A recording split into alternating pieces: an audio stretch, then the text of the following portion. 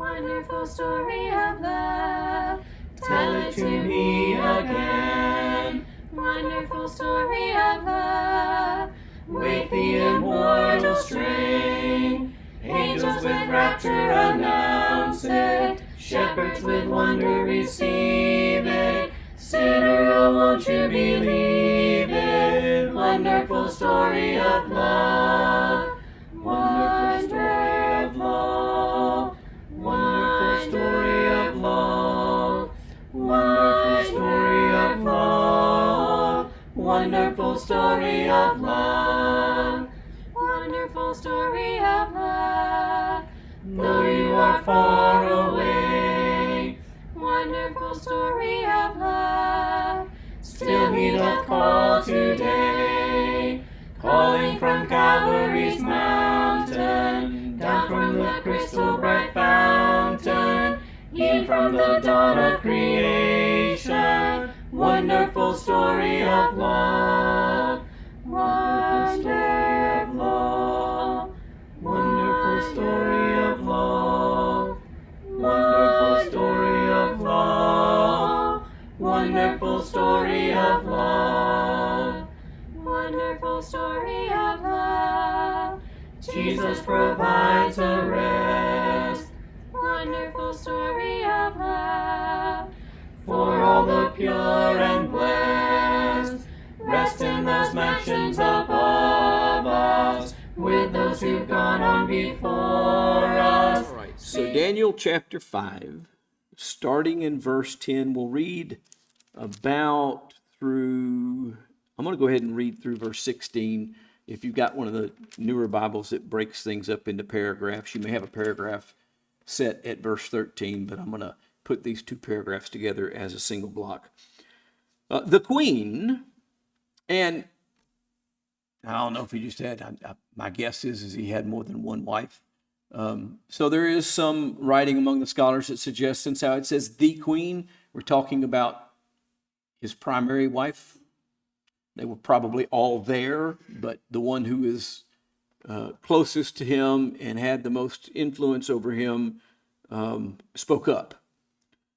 The queen, because of the words of the king and his lords, and I think it's interesting that we have that qualification in there, that the reason she speaks is because of what she hears them say. And what we're kind of getting some insight into is her mind a little bit. She clearly has a better grasp of Daniel and Daniel's character and Daniel's association with the God of Israel. At least she remembers these things a little better. The queen, because of the words of the king and his lords, came into the banqueting hall, and the queen declared, O king, live forever. Let not your thoughts alarm you, or your color change. There is a man in your kingdom in whom the spirit of the holy gods, in whom is the spirit of the holy gods. In the days of your father, light and understanding and wisdom, like the wisdom of the gods, were found in him. And King Nebuchadnezzar, your father the king, made him chief of the magicians, enchanters, Chaldeans, and astrologers, because an excellent spirit, knowledge, and understanding to interpret dreams, explain riddles, and solve problems were found in Daniel, whom the king named Belshazzar. Now, let Daniel be called, and he will show you the interpretation. And so she either has better recall about those things of the past, or she's not as frightened as the king and therefore is thinking more clearly. But anyway, she remembers. She remembers the things of the past. And there's a couple of things I guess I'll introduce. I don't want to fully get into this discussion yet, but I'll introduce this. This is part of what creates the problem and the controversy around this king. This is not the name of Nebuchadnezzar's known son. And yes, she says, your father, the king. Now, there's been a couple of explanations that have been offered for that. One is that this is actually his grandson, not his son. And we'll talk more fully about the dynamics of the situation later. But there's also the idea that's been put out that the queen here is actually the daughter of Nebuchadnezzar, and that one of the ways in which he shored up his claim to the throne and the power and authority to rule was by marrying Nebuchadnezzar's daughter. And so she was a child in the court with those former events with Daniel.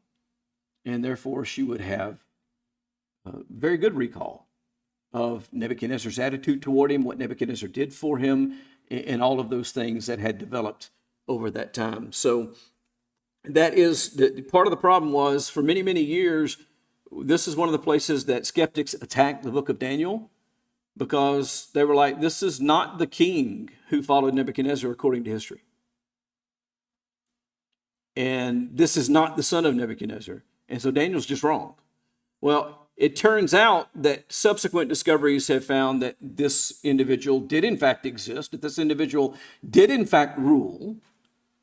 And though everything is not perfectly clear, Daniel was vindicated, at least as far as it reflects on this. So anyway, that's the situation here, is the queen recommends Daniel and recalls his past service under Nebuchadnezzar, basically tells Belshazzar, look, he was helpful to Nebuchadnezzar, he'll probably be helpful to you as well.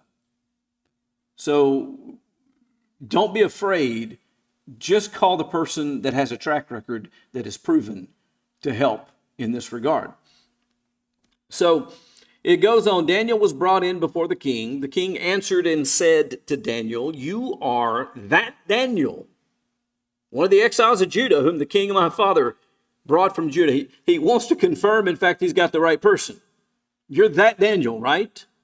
The one that Nebuchadnezzar brought in. I've heard of you that the spirit of the gods is in you. And again, notice the language here. This is not the spirit of God, but the spirit of the gods. These are polytheistic pagans. They don't view Daniel as having some special relationship with the one and only true and living God. They just recognize that Daniel has some association with some divine being. The spirit of the gods is in you, that light and understanding and excellent wisdom is found in you. Now the wise men, the enchanters, have been brought in before me to read this writing and make known to me its interpretation, but they could not show the interpretation of the matter. But I've heard that you can give interpretations and solve problems. Now I'm going to stop here again. This goes back on our discussion a little bit earlier. You notice the difference in the language here. When the queen spoke, the queen said, this is what Daniel did, as if she was giving an eyewitness testimony. And this gentleman says, I've heard. I've heard that you can give interpretations and solve problems. Now, if you can read the writing and make known to me its interpretation, you shall be clothed with purple and have a chain of gold around your neck and shall be the third ruler in the kingdom.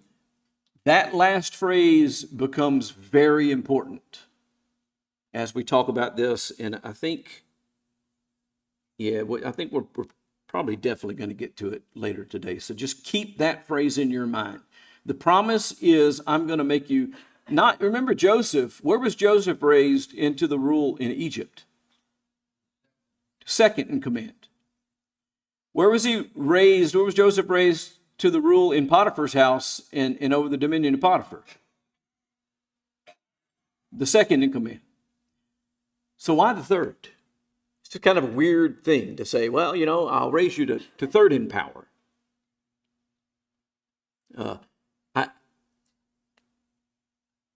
If somebody's recruiting me for a job,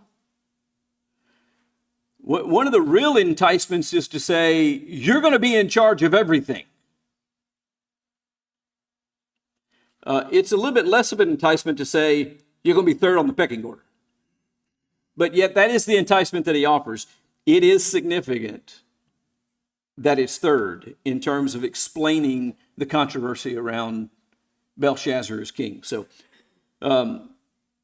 that is something that we do need to understand. So Belshazzar offers this reward to Daniel if Daniel can interpret the writing. So it's conditional. By the way, would it be by the king's grace that Daniel became third in control of the land? Well, yeah, but I'm talking about just in general. In general terms, who would Daniel owe his position to? The king. Does the king have to make Daniel third in line? No. Does Daniel have any natural born right to that position? No. He's not even a Chaldean. He's a foreigner. We're going through a process in our nation right now when we're wanting to remove people who are not citizens. We certainly wouldn't go, yeah, let's make a non-citizen Secretary of State. But that's essentially what he's saying. We're going to take this foreigner, and I'm going to elevate you to the third most powerful position in the land. And that's all an act of grace on the part of the king. Not anything that Daniel deserves by right, but just a gift that's being given to him if, and there's the important word that I want to talk about, if Daniel does certain things. Conditional grace is a real thing. And that's the problem that a lot of people have with the fact that we must obey God in order to receive God's grace. They argue that if you have to do anything, then it's not a gift, it's not grace. That's just simply not true. Conditional grace is a real thing, and it happens in every area of our lives. When we have children, sometimes we might say to them, hey, you work real hard for me today and help clean up the house, we'll go for pizza tonight. Or we'll go for ice cream when we're done. Have they worked for the ice cream? No. That's not the natural outcropping of what they've done. The natural outcropping of what they've done, by the way, is that they've contributed to the family and they're living in an environment that's clean and neat and properly ordered. And that ought to be reward enough for cleaning the house and contributing to the family. But there's a gift that's offered on the condition that you contribute. That's what God's doing. On the condition that you obey his voice, he's going to do something for you that you can't do for yourself. He's going to give you something that you can't manufacture, you can't create, you can't earn, you can't do anything to make it a reality. But his willingness to do this is conditioned on the fact that you serve him, that you honor him as God, that you respect him. And so that's exactly what we see here, is Daniel is being told, I'm going to grant you this honor if in fact you prove to be a loyal servant. And you can help me out here. Daniel declines the gifts. And essentially what that is telling us is that God's word and the work of God is not for sale. And by the way, that's verse 17. We didn't read it yet. Daniel answered and said, let your gifts be for yourself. Daniel wants to make it clear that he's not working.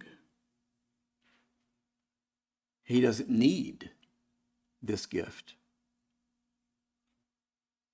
He's willing to do it purely for the glory of God.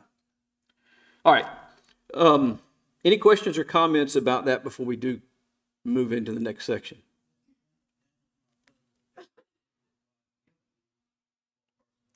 Right. That's essentially why he answers the way that he answers. And there are times that we do that. There are times, I've known people, I've actually known people who were told that they were being given raises at work, and they said, "No, you don't need to do that. I'm just doing my job, and I'm doing what I've already agreed to work at this. I don't need you to increase my salary." That's an honorable thing to do. There's a time and a place where it's not rude to turn down a gift from someone, especially if it's some kind of service. Okay, Jesus talks about a cup of cold water given in his name. Okay, if I'm serving someone else in the name of Christ and they say, "Let me pay you for that," you know what I say? Well, that's not necessary. I've changed people's tires. I've done all sorts of things for people that were in need, and they offered to recompense me for that time and for that effort and that work. And I say, no, no, no, no. I'm happy to do it. Yes, sir.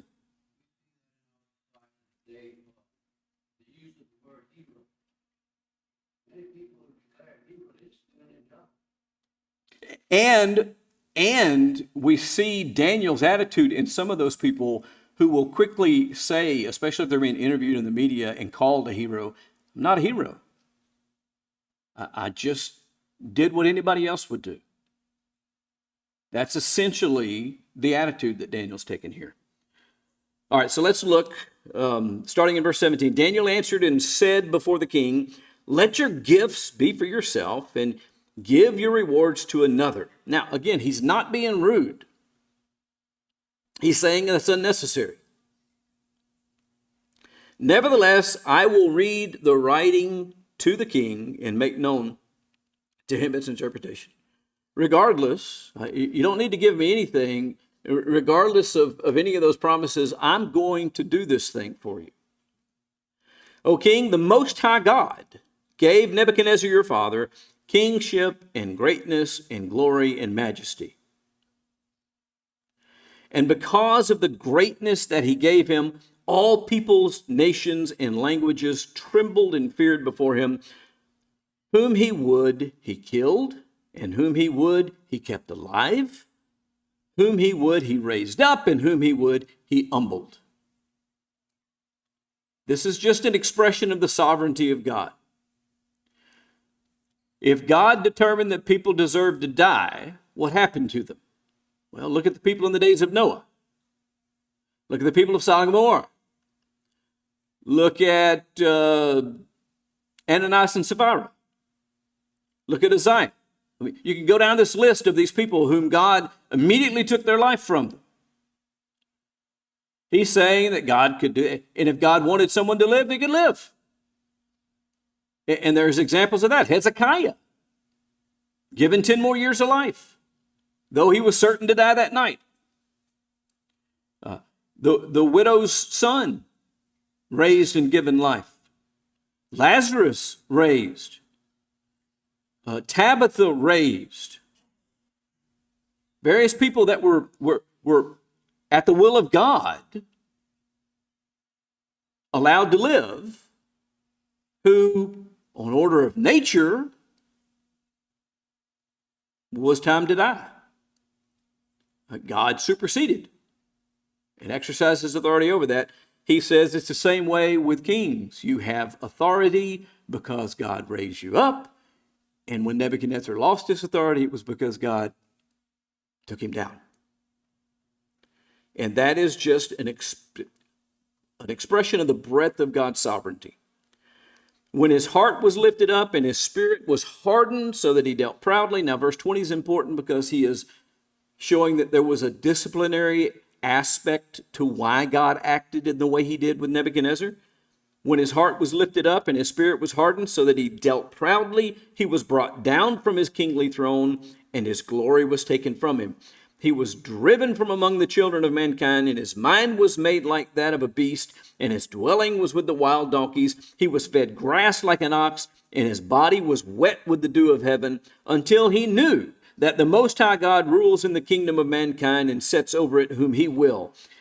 And you, his son Belshazzar, have not humbled your heart, though you knew all this. You notice what he's done here.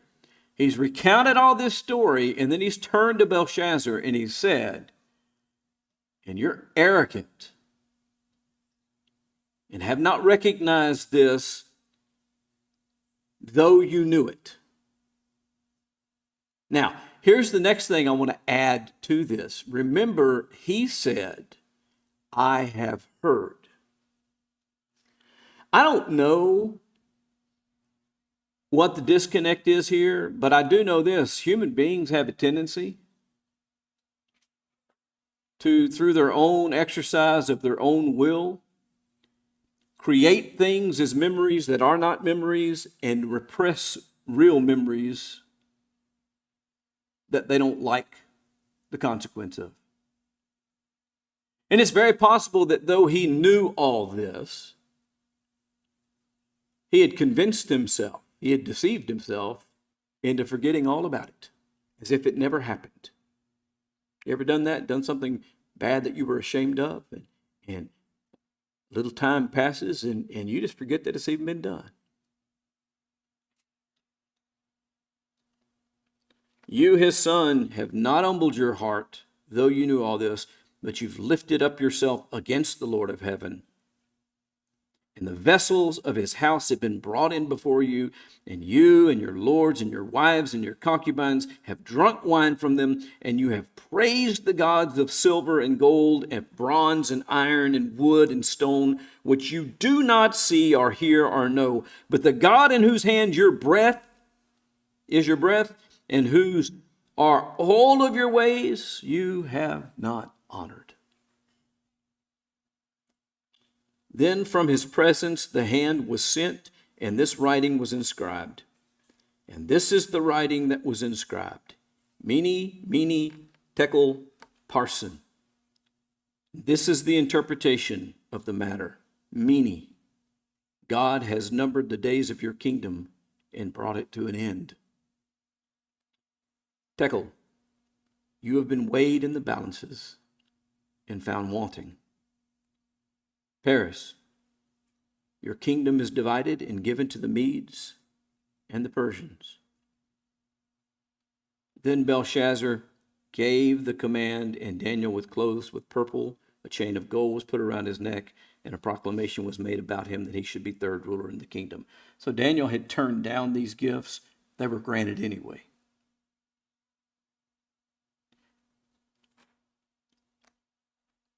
But we have this whole discussion. We see, and by the way, Daniel doesn't speak in rude tones, out of a rebellious spirit, or it doesn't even come across, as, at least as I read it, as him gloating about the demise of the king. But he is very frank, he's very direct, and he is bold. He doesn't hold anything back. He tells him the situation exactly as it is. There is no greater way to show love to your fellow. A doctor is not doing you any good when he comes into the room and pretends like you have hope that you don't have. He's not showing you respect. He's not expressing love.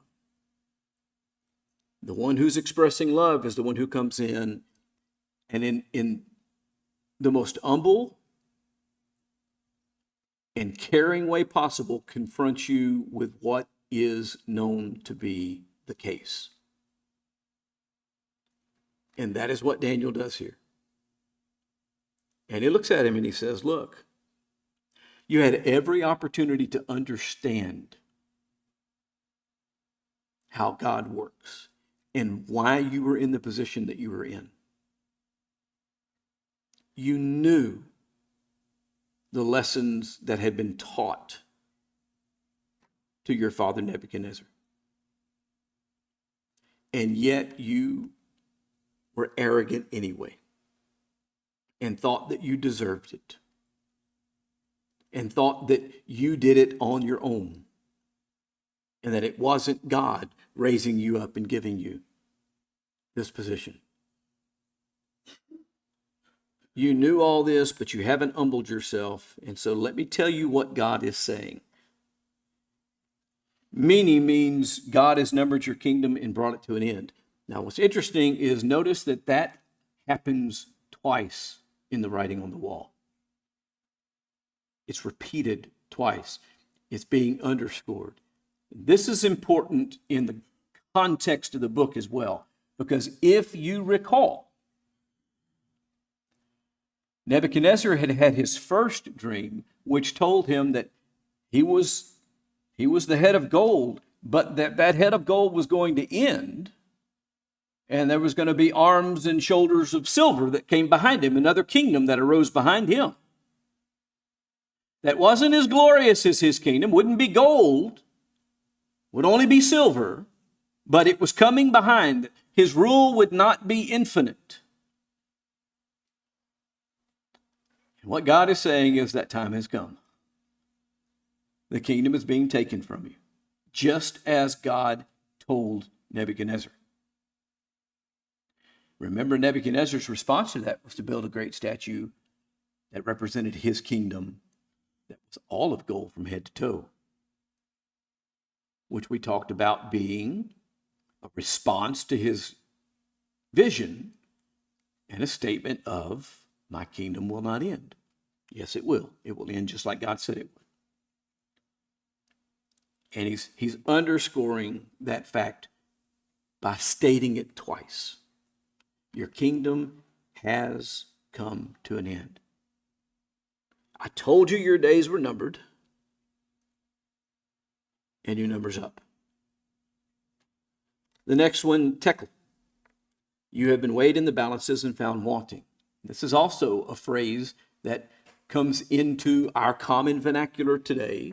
People don't know where it comes from or why it comes from it, but we still say things like this. It's been weighed in the balances and found wanting. What does it mean?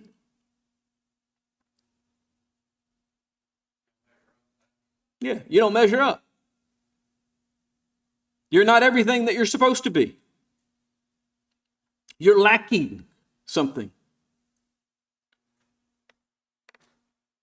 Peres.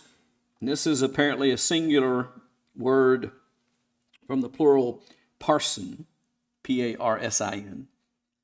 And he's saying your kingdom is divided and given to the Medes and the Persians. So he identifies this next kingdom, what's going to happen. All right, I told you we'd get to some discussion about controversial things. We'll do that now.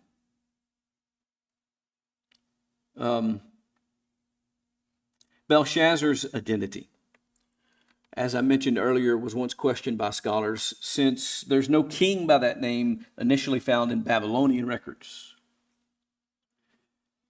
But later archaeological discoveries have confirmed that he was a co-regent with his father, Nabonidus.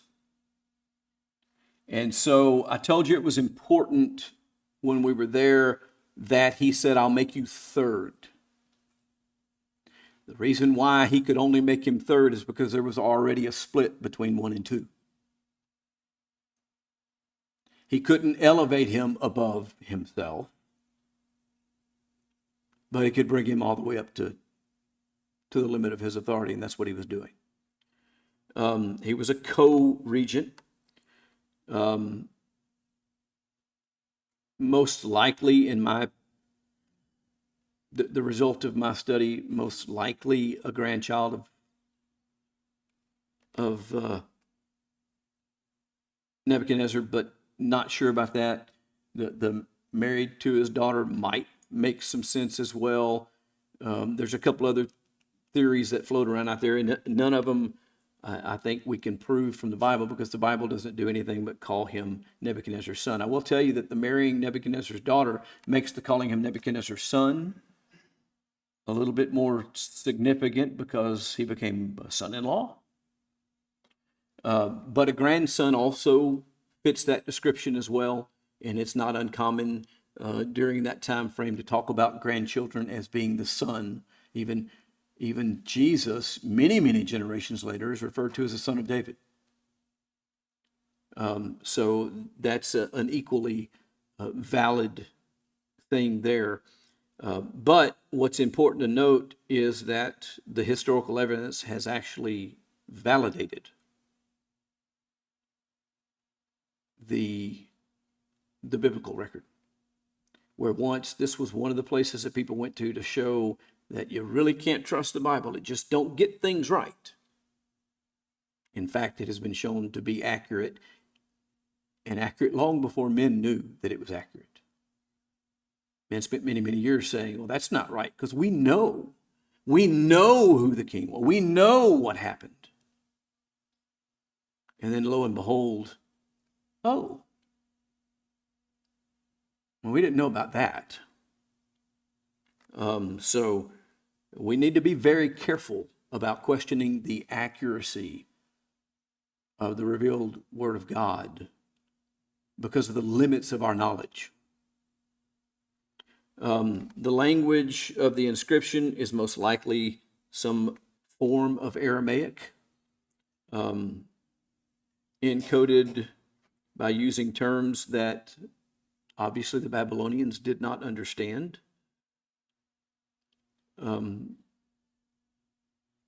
I think there's a symbolic message here. Again, I mentioned it earlier. Spiritual people can't apprise spiritual truth. They were unable to decipher what this meant because it was the Word of God. And there's some foreshadowing going on.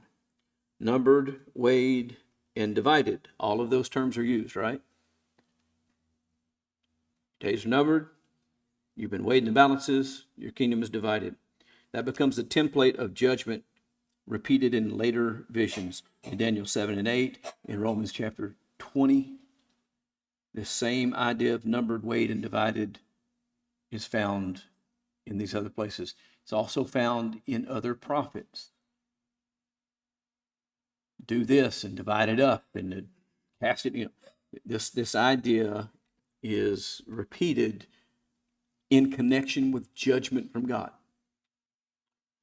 It implies close examination by God, that we are counted, that we are measured, that we are separated as He wills. You keep in mind that one of the ways that God taught man that he had dominion over the beasts was how? Naming them, to examine them, determine their characteristics, determine their place, and to give them a name.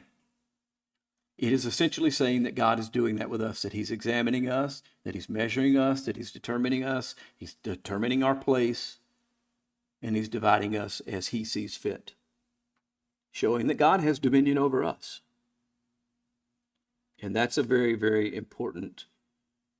Don't ring that. Give me 90 more seconds, because we're going to finish this chapter if it kills me. Look at the last two verses. Belshazzar gave the command, and David was clothed with purple, and a chain of gold was put around his neck, and a proclamation was made about him that he should be third ruler in the kingdom. That very night, Belshazzar, the Chaldean king, was killed. And Darius the Mede received the kingdom, being about 62 years old. Belshazzar fulfilled his promise to Daniel, and that very night he is killed, and Darius the Mede receives the kingdom. There is a connection here, of course, to Daniel 2. If we look in history itself, in secular history, human history, Babylon is recorded as falling in 539 BC to Cyrus the Great. Daniel identifies Darius the Mede, who was likely serving as a sub-governor under Cyrus. We can get that from chapter 9 and verse 1, I think, is where there's kind of a reference to that idea. The first year of Darius, the son of Ahasuerus, by descent of Mede, who was made king over the realm of the Chaldeans. He was made king. Who made him king? Now, it's either talking about God making him king, or it's talking about Cyrus. When Cyrus took over, saying, all right, Darius, you're going to rule here. So that's kind of just to balance out and make sense out of what we know. The Medo-Persian takeover, and that's what it says, is it would be the Medes and the Persians. The Medo-Persian takeover was very swift. It was largely bloodless. I say largely because what happened to Belshazzar, he was killed. It wasn't completely bloodless. And it was very consistent with Daniel's account. It came swiftly too. So it's important for us to realize these things. And this transition happened, and now the head of gold is gone. And the Medes and the Persians, that period that was identified in Daniel 2, has begun. All right, next time, before we get into chapter 6, we'll hit on some key themes from this chapter. We'll go over the questions that was provided a number of weeks ago and answer any questions pertaining to those things. Make some applications for us today out of this chapter and then move into chapter 6. I appreciate everybody's presence and your attention and participation this morning. Wonderful story of love, tell it to me again. Wonderful story of love, with the immortal strain. Angels with rapture announce it, shepherds with wonder receive it. Sinner, oh, won't you believe it? Wonderful story of love.